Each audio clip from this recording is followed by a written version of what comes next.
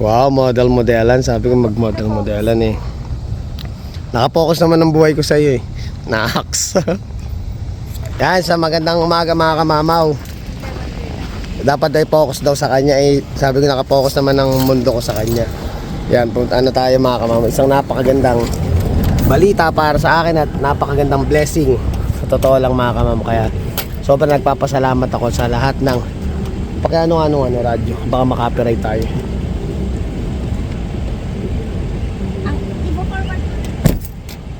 Dali lang. Paano mo pa forward? Wala naman sa isusi.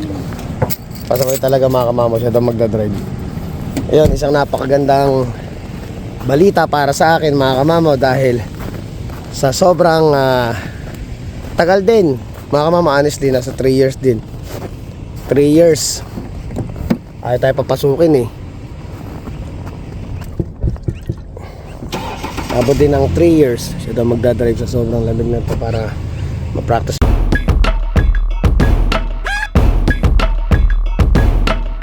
Practice siya. Sa sobrang tagal mga kamamo ng paghihintay is dumating din. At kaya nagpapasalamat ako sa inyo dahil hindi ko naman makakabit. Dali lang ha. Kama nang alis mag-seatbelt ako. Seatbelt ko na. Safety. Alin? Tanong bakit? Ha? Alin? Tanong? Anong demanda? Okay lang, tapos na. Naayos ko lang. And bago ka umalis, sarali mo muna sandali.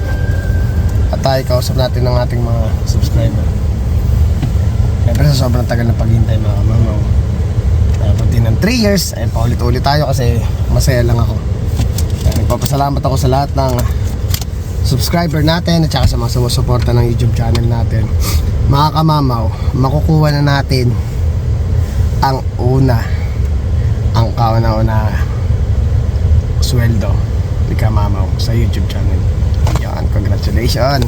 So actually sa YouTube studio ko, doon ko chine-check lagi yung views, kung magkano ba yung kumbaga sabihin natin yung blessing na nakikita na kukuha natin sa YouTube channel natin yun. So sa January 21 to 25 yung nakalagay doon.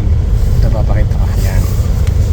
So kikita tayo ng $100 and 33 cents. So yun yung unang natin. Hindi nag-signal. Hindi. Ayun, patay lang. Hindi namatay. Yun ang sasabi ko sa'yo. Kaya kung di kayo makikinig sa nagtuturo, ay mas magaling pa kasi nagtuturo. Hindi talaga kayo, mahirapan talaga kayo. So yun na, 133 sa January 21 to 25. Balin daw doon. Itong malalaman natin kung paano ba ang way ng nila ng payment method. Papasalamat lang. Siyempre yung unang blessing na iyon, siyempre sabi ko naman sa inyo nung dati pa, kung sakali mang unang susweldo si kamamaw sa YouTube channel is ibibigay natin kay Mrs. Kasi siya yung unang gumawa talaga ng YouTube channel natin. Siya dating taga-edit. Kaso nga lang naiinip tayo dahil kung mag-edit is 1 time a week. So inaral ko na ako yung mag-edit sa sarili ko. Inaral ko na ako mag-edit sa sarili ko para kung gusto ko everyday o anytime na gusto kong mag-vlog is may edit ko. Hindi siya may iipon. So mga kamas, today is Monday, December 23. Yan, 2 more days. Mga kamamaw, nakabakasyon kami bukas. So bali pumasok lang kami ng 2 araw, Sunday, Monday. Wala kaming pasok ng Tuesday, Wednesday dahil 24-25. Pasok kami ng Thursday. Tapos day off na naman si kamamaw ng Friday, Saturday. Yan. Merong double check mo yung nasa likod na sasakyan kung diretso siya. Sige. Mali ng babae, medyo masyado siya nakagitna. Siguro hinihintay niya ako. Yung pedestrian. na nga mga kamamo. Tsaka syempre, natutuwa rin ako, meron tayong subscriber mamaya na babasahin ko at sasagutin ko yung napakadami niyang tanong, which is nagpapasalamat ako sa iyo dahil pinagkatiwala mo yung mga tanong na yun. Sana nga masagot natin ng maayos at matulungan kita. So bago tayo subscriber sabi niya basta matagal na daw siyang naghahanap ng vlogger na taga dito sa Saskatoon. So mamaya babasahin natin pagbaba natin. Yan mga kamamaw, yung pala si siya, shoutout pala kay @DNIJ9310. So yan, shoutout sa iyo. Ako sa mga kamamaw ang marami siyang message. Halos lahat ng ibang vlog natin nag-iwan siya ng comment doon sa comment box, kaya maraming salamat. So ang sinabi niya is hello kabayan, hinahanap ko talaga vlogger from Saskatoon kasi yan pong plan kong aral sa USask. So ayan, doon daw siya mag-aaral. So siya, estudyante, aral siya. Maganda dito sa Saskatoon actually. Kahit paano i-compare mo sa ibang lugar like doon sa mga big city, mas medyo masasabi ko mas makakatipid ka ng konti dito kaysa dun sa malalaki city. Maraming bagay na ikatitipid mo like sa upa sa bahay. Dito. Tsaka at the same time maliit lang tong Saskatoon. So which is sorry. Makakatipid ka talaga dahil kumbaga ba sa mga pasyalan, mas makakatipid ka sa mga shopping. Pero syempre di naman mawawala rin kasi mga kamamaw talaga na libangin mo talaga yung sarili mo. O regaluhan mo yung sarili mo pag may mga bagay kang dito. Lalo na tagsisimikap ka. Di mawawala yung gano'n pagpatanggal ng stress yung mga binibili kang bagay. Pero syempre gat maaari pagdating mo dito, iset mo na sa utak mo na magtipid-tipid ka. Just give me. Hello, do you have the tea for milk? Yeah. Yeah, thank you. What? Oh. Yan, bibilan tayo ng gatas. I just need one of this big one. Bigger one there. Okay, I just took that from that. Do you have shopping to do or anything? Or Yeah. you can follow me to customer service, or you want take it up there? So you got shopping to do? Oh, I just wanna buy just not too much. Maybe like Well, in 10 I'll be minutes. right up there, so you can pick it up. Okay, there. yeah. Okay. Thank you. Yes. So ayun na. So marami kang bagay dito na kasi mas para sa akin nandito naman na lahat may mall dito, nandito yung ospital, yung sabi sa inyo, nandito yung college, di ba? Tapos pag summer time, marami ka rin naman pagpapasyalan dito, kaya maganda at okay na pili mong masasabi ko lang talaga makakatipid ka dito. So ayan, tatlong message niya, meron pa isa. Malapit lang ba sa area nyo kabayan ng University of Saskatchewan? Ako sila mga kamamaw, balit lang naman tong yung Saskatoon.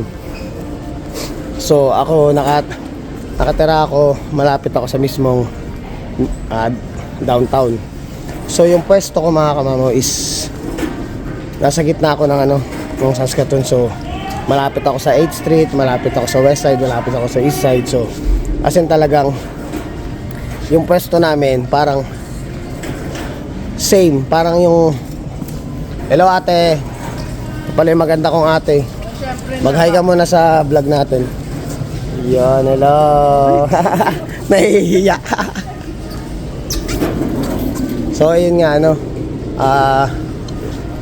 malapit ako, so kumbaga ba lahat na pupuntahan ko parang ang oras ng biyahe is like 10 to 15 minutes. Balit lang tong balit lang tong Saskatoon, maano mo siya.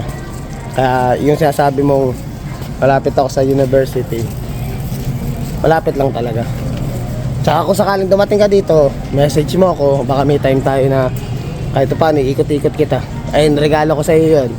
Panapasyal ka dito o nagsimula ka na mag-aral, i-message mo ako, bibigay ko sa yung contact number ko, papasyal kita dito sa Saskatoon. Yan, so ang isa pang tanong is, medyo lakas natin ng konti at malakas yung sounds. Hello sir, ask ko lang sa lugar mo, how much kaya ang rent ng house? Salamat po, God bless. So ayan, banggit ko na kanina is when it comes sa pagtitipid, makakatipid ka dito. Actually, marami naman din dito na mga Pilipino na nagpaparent. So ngayon, as a estudyante ka, conforme pa rin sa budget mo kung ano ba yung gusto mong pag-stayan. Gusto mo ba yung may privacy ka talaga? Gusto mo ba yung talagang kailangan mong magtipid, kailangan mong maghigpit ng sinturon para kahit paano makasurvive ka, instead na pang-uupa mo is yung ibang dapat ibabayad mo sa renta is magiging tulong pang grocery mo o pang gastos mo. So ayun, dito actually dito yung inupahan namin sa may west side kasi kami, ko nabanggit ko kasi dati sa may west side, medyo kasi sa lugar namin medyo magulo. Medyo magulo kasi sa lugar namin. Hindi naman totally magulo, ibig sabihin not like other place. Yung sa side namin medyo magulong yun. Kaya medyo mura yung upa. So ang upa namin ng bahay is 1,150 Canadian dollar. Pero malaking pera na yun mga mama actually. Yung nasa na siya. Almost 46,000 na sa Pilipinas ang binabayad namin sa bahay pa lang. Di pa kasama utility doon. Pero kung maghahanap ka ng like basement suite na lang, nagkataon lang kasi kaya mura yung sa amin, tas whole house pa. Dahil nga doon sa side na, dahil nga doon sa pwesto namin. Kung may normal na mga basement suite, ganun din ang mga presyo, mga nasa 1,000 din. Pero syempre solo mo yon, may sarili ka ng kusina doon, may banyo ka na doon. Pwede ka nang, kumbaga kung gusto mo ng privacy, nandun na lahat talaga. Kaya hindi ka na mahihirapan. Ang gagawin mo lang is titira ka na lang. So meron din siguro para sa mga estudyante dito. Nakikita ko rin nung nakaraan naghahanap tayo ng bahay. Di ba may nakita tayo ditong mga bed spacer din, di ba may? Ayun, may bed spacer din. Check mo rin, pero ang nakita kong presyo ng mga bed spacer is like around 400 to 500. Pero syempre kung try din natin pag yahanap kita kung bang gusto mo o talagang willing ka ba o may ganong bagay. Bigay ko sa yung Facebook page ko, hindi pala Facebook account ko. Message mo ako doon sa Messenger, doon tayo mag-usap. Tapos try natin kung talaga papunta ka na dito, try ko maghanap ng uupahan mo na malapit sa university. Kaya magtatanong-tanong tayo sa mga kakilala natin, baka mayroon doon, para at least hindi ka na mahihirapang kung masyadong malayo is baka mag-taxi ka pa or bus, pwede naman. Kaso nga kung gusto mo yung mas prepared mo yung parang kunyari ka maglalakad ka na lang, titry natin kung may makikita tayo doon. Basta message mo ako o mag-comment ka ulit dito, tapos i-ano mo ako, i-message mo lang ako sa messenger ko, tapos inusap tayo. Yun lang yung mga bagay na mai-share ko sa iyo ngayon, na ang rent pag bed space nasa mga 500, pag mga basement suite na nasa 1,000 na rin siya. So kami sabi ko lang sa iyo, kaya kami nakatipid dahil medyo nakachamba kami na whole house. 1,150 yung binabayaran namin dun sa bahay namin. So usual ganun yung mga rent. Pero i-compare mo dun sa malalaking city, yung 1,000 na iyon, baka bed spacer lang yun, baka hindi pa, baka mas maano pa. Kasi may mga kaibigan tayo na wala yung course na gusto nilang kunin before nung mag-aaral sila is wala dito sa Saskatoon.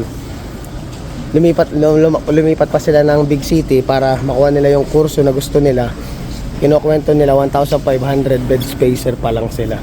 So ganun kamahal ang mga big city. Kaya maganda yung napili mo na lugar na dito ka napunta. Yan, medyo tahimik dito, tsaka masarap ang maganda magsimula ka sa mga small city. Mas maganda yun, lalo na kung budgeted ang mo. Tsaka syempre, conforme pa rin sa'yo pala. conforme para sa iyo kung paano yung lifestyle mo, paano ka mabuhay araw-araw para mas makadiskarte ka o matipid mo yung mga budget. Maka syempre estudyante ka. Lagi mo tatandaan, estudyante ka. Kung magkakaroon ka naman chance na makapagtrabaho kasi usual meron naman, di ba? Pag ano, nabibigyan naman kayong chance, ganun na lang. Diskartehan mo na lang. Tapos kung kailangan mo ng guidance ko, sabihan mo lang ako. Yan. Kasi Dolorama pa si Mrs. eh. Kwento mo na tayo eh. Na-admire lang ako dun sa mga taong ano. Yung talaga nakakapag-aral dito. Actually kasi ako, honestly, kung hindi ako nagsikap sa trabaho ko at hindi rin ako nagsikap sa pag-apply ko na nasa Pilipinas ako, hindi naman ako makakarating dito. So napakasuswerte ng mga taong nagkakaroon ng chance na pumupunta dito, nakakapag-aral. Ibig sabihin, kahit pa paano, maganda yung buhay niyo sa Pilipinas. Talagang masabi natin meron kayo, masasabing meron talaga kayo. Kaya maswerte kayo, ingatan nyo yung ganung pagkakataon, pagsikapan nyo yung pag-aaral nyo dito. Kasi hindi lahat ng nagkakaroon ng chance katulad nyo is napakaswerte talaga, masasabi ko. Ako, iniisip ko na lang, sabi ko, minsan may narinig tayo sa mga balita about dun sa mga PGWP, yung mga nagtuturis, yung mga nagbabakasyon lang. Honestly, hindi ko magagawa o hindi ako makakarating dito sa Canada by mga ganyang pagkakataon. Sobra imposible. Talagang sabi na lang sa akin, ipasalamat ko na lang sa Panginoon na sinuwerte ako, nakarating ako dito dahil kahit pa paano pinagsikapan ko, pinagtiyagaan ko talaga mag-apply. Dahil sa totoo lang, nung nag-apply ako, inaabot din siya ng ilang taon ba?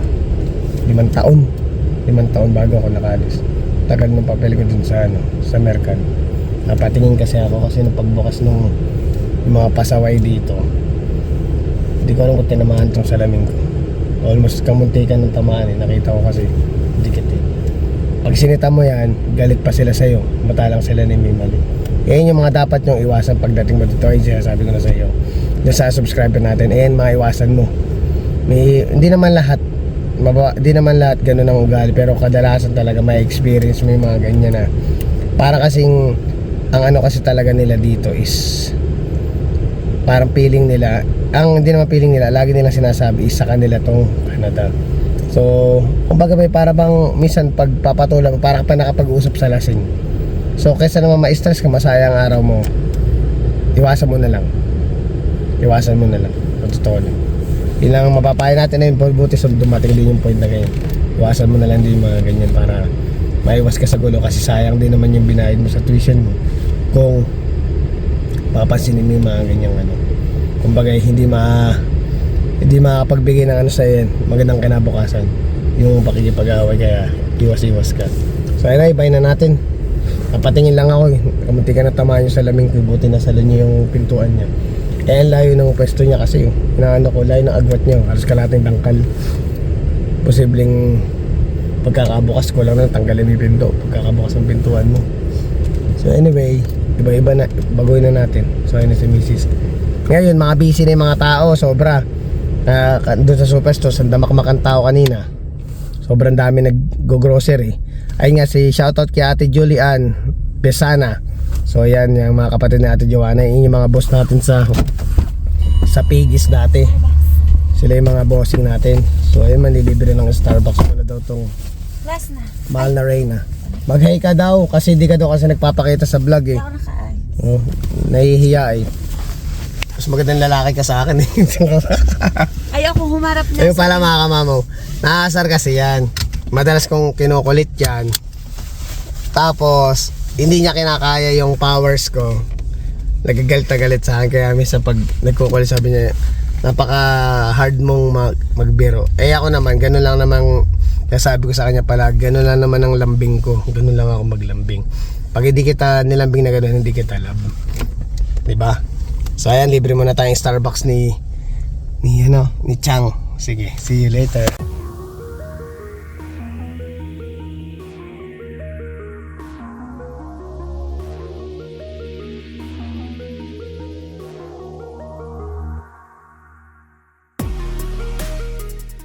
Bago pumasok mga kamamok, ayun muna ako sandali. Siyempre, endorse natin uli yung ano, sa tropa natin, kapamilya natin yun eh. Kila Erica sa Jerry's. Jerry's ano, ayan, meat shop. Dalawang perasong ganito na crispy pata, parang nakapakulong init, kakalo ko lang. Air fryer ko lang. Dalawang peraso niya, 14 bucks lang. 14.99, kaya saan pa kayo magpapasko? Ay, putok-batok. Ngayon, titikman natin, kakaluto lang galing sa air fryer. Nakita nyo naman, napaso ako. Tikman natin. Let's go! Dito ko na nalalagay. Wala nang patungan. Patang gunting. Sulit kasi ayun o. Nakakulo na siya. Air fryer nyo na lang mga kamamaw. Nako! Putok ang batok na naman nyo. Pero syempre, ingat-ingat din. Ala-alalay din. At tandaan nyo, nasa malamig na lugar kayo, sasamahan nyo pa ng mga gantong klaseng ano. Mas maganda, wala lang tayong pineapple juice eh. Pero pinakamaganda ka-partner niya, pineapple juice. Yan, Erica, lakas mo sa akin, Erica, ha.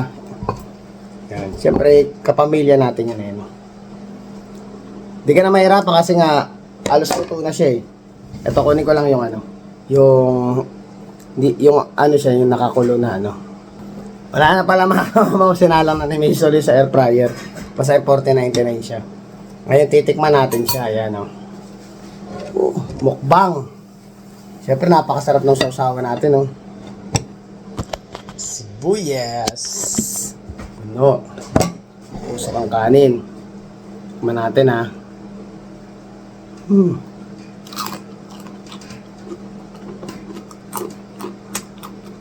Sarap. Tingnan mo. May taster tayo. Malutong mga kamamaw. Tsaka pag kinagat mo sa malambot. Sarap na. Sulit. Kaya sa mga taga Saskatoon, punta na kayo sa Jerry's. Tikman nyo tong ano. Naka pre-cook na siya. Air fryer na lang.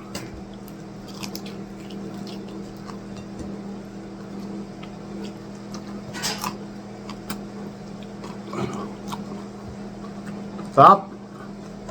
Mga kamamo, ano? Pasok naman na tayo. Ayan, nandito na tayo sa trabaho. Ang sarap sa pakaramdam after 2 days. Pahinga na naman ng 2 araw. Papasok lang uling 1 araw. Tapos pahinga na naman uling 2 araw. Napakasarap naman ng holiday natin mga kamamo. Doon pa lang susulitin na natin. Dahil last year naman wala naman si Jacob sa bahay. So ngayon, kaya excited ang daddy dahil excited ako para kay baby. So ayan, enjoy natin ang 24. Papasyal tayo bukas sa, ano, sa Midtown Plaza. Papasyal natin yung anak natin. Pero sa ngayon, focus muna tayo sa trabaho at baka may overtime na naman. Sayang din yun. See you later mga kamamaw. Gusto ko rin yun. Ayan. Tag dito. I-greet mo naman yung mga ano natin sa Pilipinas. Hoy, Merry Christmas dyan sa lahat. Sa taga Palawan. Sa Cavite na Botas. Yun. Ayan. Mga tropa fest dyan. Merry Christmas. Trabaho kami dito.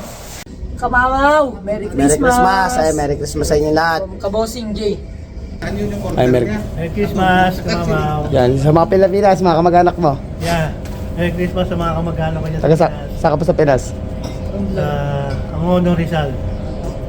Yan sila Kuya Alex. Merry Christmas sa inyo lahat. Yan. Merry Christmas, Alex.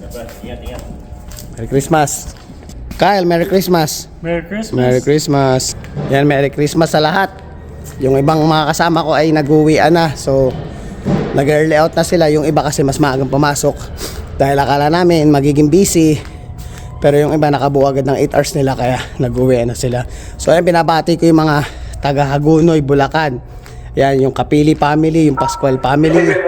Merry Christmas sa inyo lahat. Binabati ko rin yung 2 anak ko, si Julian, Nicole Kapili at si J.Ben Nathan Kapili. Merry Christmas sa inyo mga anak. Mahal na mahal kayo ng daddy. Ay mga mamo, meron pa tayong 10 minutes bago bumalik sa trabaho kasi nag 15 minutes break ako eh. So baka mamaya pagkatapos ng trailer ko is umuwi na rin ako. Pero titingnan natin kay Kuya Lo kung ano yung sasabihin ng ating supervisor kasi pumasok tayo 3:30, yung 8 hours natin is pang 12 o'clock. So instead na 1 o'clock tayo mag-out dahil yung regular hours natin, pumasok tayo na mas maaga. So kung sakaling matapos at pauwi tayo ni Kuya Lo, uwi tayo ng 11 or else hintayin natin hanggang 12 para 8 hours tayo. So ayan, yung iba, makita mo talaga sa mga mukha ng mga katrabaho ko, napakasasaya nila. Alam mo yung Habang tinitingnan ko yung mga mukha nila kanina na parang nag-uuwian sila, parang ang sarap ng pakaramdam ng gano'n na yung vibes ba. Talagang makikita mo sa kanila na lahat sila excited sila dahil magpapasko na tapos wala pa kaming pasok, makakasama nila yung mga pamilya nila, meron silang kanya-kanyang gathering. Actually kami may mga gathering din kami dati. Every year ngayon wala hindi na set ng maayos. Tsaka syempre sobrang dami na rin kasi namin ngayon para yung dati naming venue, yung kila Arnold, dahil shoutout kila Arnold Nario, ayan sa kumpare ko yan. Yun. Medyo maliit na yung space nila para magkita-kita pa dahil ang daming anak. Sobrang daming anak ng mga katrabaho natin, hindi na kami kasya doon. So ngayon, kami nila misis magse-celebrate na lang sa bahay. Bumili rin kami ng wine. Bumili ako ng champagne ko. Kasi misis bumili ng red wine niya. So magiinom kami na lang. Bukas after magsimba, papasyal muna kami sa Midtown. Ikot-ikot ko lang muna si Jacob. Tsaka shoutout din pala kay Eric Malyari. Yan, shoutout kay Eric Malyari. Katrabaho natin yan. Subscriber natin yan. So, madalas na manood ng video natin yan. Kaya sabi nga niya, minsan nga kahit pag kamamo, basta piniplay ko yung video mo. Yun, kahit minsan din siya nanonood. Kaya maraming salamat sa suporta, Eric Malyari. So, ayan. Tumatay, tambay muna tayo, puna tayo. Pero iba pa rin ang pakaramdam mga kamama for sure sa Pilipinas. Iba yung pakaramdam. Kaya bukas pagtawag ko, makiki good vibes ako dun sa Uwi ka na, Junior? Merry Christmas. Ay, Merry Christmas kay paring Junior. Ayun, uwi na siya. Ayun, makiki good vibes tayo sa Pilipinas bukas. Dahil gusto ko na wala tayo sa Pilipinas. Yung vibes na makita ko yung mga bata, masasaya. Kasi maraming bata sa amin Hindi ko nababanggit mga kamamaw. Kasi sa bahay namin, actually si mama ko is yung mga naniniwala sa mga istoryang probinsya. Si mama ko kasi, nung kabataan niya is nagkasakit siya. So, ang nangyari is, sinabi niya doon sa manggagamot, kung mahilig kayo sa mga hilot-hilot, mga ganyan. Mga probinsyano, alam nila yung mga ganong istorya. So, sabi ni mama, pag napagaling mo ako, ipasa mo sa akin yung panggagamot, ako magagamot. Kaya si mama, parang nung gumaling siya, parang ewan ko lang kung maniniwala kayo, kasi ako naniniwala ako kasi sanay tayo, probinsyano tayo. Parang kumbaga parang inaano siya ng espiritu ni Santo Niño. So kaya ngayon yung bahay namin is hindi mawawalan ng bata araw-araw. Laging may batang nagpumapasok sa loob ng bahay namin. Dahil marami kaming puon doon. Marami kaming puon ng Santo Niño doon. So, talaga nung bata kami, every time na magbe-birthday yung kapatid ko, pinangalanan kasi yung sumunod sa akin, pinangalanan kasi ng Niño nung bata. So, dahil para sa Santo Niño, ayun ganun. Tuwing magbe-birthday yung kapatid ko dati, tuwing magbe-birthday siya, lahat ng Santo Niño dun sa barangay namin, dinadala sa bahay namin. Ayun, basta makita mo, talagang wala na akong picture sobrang naalala ko lang yung dati. Talagang lahat ng Santo Niño nandun sa bahay namin every time ng birthday ng kapatid ko. So ayun, na-share ko lang sa inyo yung ganung bagay. Kaya yung mga bata sa amin talaga, laging meron. Kahit minsan hindi kakilala ng mama ko pumapasok dun sa loob ng bahay namin. Kasi ganun yung mga mama at papa ko, welcome yung mga tao. Ganun sila sa mga tao, marunong talagang makisama. Kaya yun yung mga bagay na nakakatuwa sa amin pag tumatawag ako sa Pilipinas. Kadalasan sa Airpods may mga bisita dun. Kaya minsan nga yung mga alaga namin, marami din kami alaga dun, mahilig din sa aso yung Airpods, kung may alaga din silang pusa.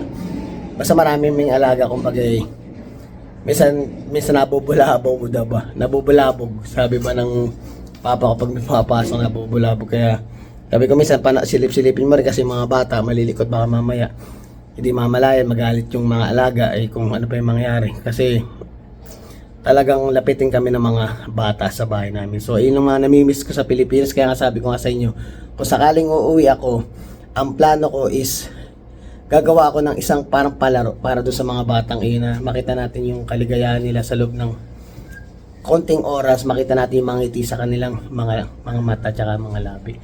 Ayan mga kamama, babalik na ako mamaya. Tingnan natin kung makakauwi si Kamamaw at sila Jacob at si Mrs. Gustong-gusto na talaga ako umuwi dahil sabi niya, Pasko naman, uwi ako ng maaga. Yan mga kamamaw, gloves muna tayo. Dahil lang. Yeah, gloves ako. Imbis pala na makauwi tayo, ang nangyari is nabitin kasi nga dami din ng nag-uwian. So medyo nabitin ng konti yung ship. Instead na umuwi ako ng 12 na 8 hours ako, napauwi ako ng 1 o'clock. So in short, na-overtime pa tayo. Pero okay lang yun kasi wala naman ng pasok mo kasi. Tsaka mahirap din kasi iwanan mo sila kung kulang pa talaga sa kinulang na sila sa sa empleyado. Ayun, halos nag-ano na lahat, wala na sasakyan. Dalawa na lang yung natira doon. So yung mga 2:30, nag-uwian na rin sila. 12:30 sila nag-uwian, nag-early out sila. So tayo, na-overtime pa tayo. So ayun mga kamamaw, tatapusin ko na muna itong vlog at pag nasa labas ay inuupo ako. Kita-kita tayo sa next vlog. Please don't forget to like, share, subscribe, and hit the notification bell for more updates of my video. See you mga kamamaw.